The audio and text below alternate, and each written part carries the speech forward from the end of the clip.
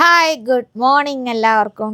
നമ്മുടെ ഇപ്പം എല്ലായിടത്തും ഗ്യാസൊക്കെ തീർന്നു ഭയങ്കര ക്ഷാമമായപ്പോഴേ നമ്മൾ ഉപേക്ഷിച്ചെന്നല്ല നമ്മൾ ഉപയോഗിക്കാത്ത പല സാധനങ്ങളും എടുക്കുമല്ലേ. അങ്ങനെ ഞങ്ങൾ എടുത്തൊരു സാധനം ഇത്.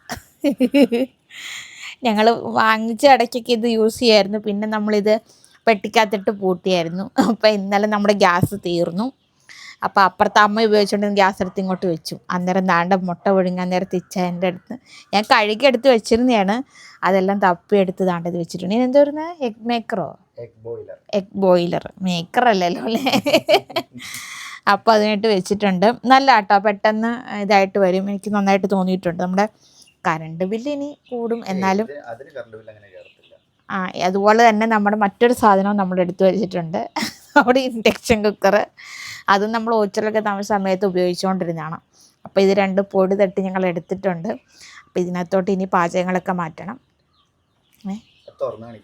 തുറക്കാൻ പറ്റുമോ?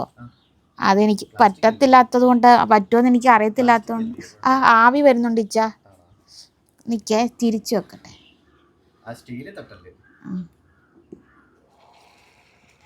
കണ്ട അതെ, കറക്റ്റ് ഈ ഹോൾ ഇവിടെ ഇല്ലായിരുന്നു. അതിലേ ഞാൻ പോയി തുറക്കാൻ നോക്കി, അതാണ് ഞാൻ തിരിച്ചത്. അപ്പം കറക്റ്റായില്ലിച്ച. അപ്പം അതവിടെ സെറ്റാകട്ടെ കേട്ടോ. ഇങ്ങനെ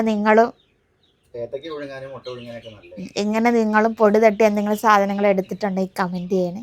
ബൈ.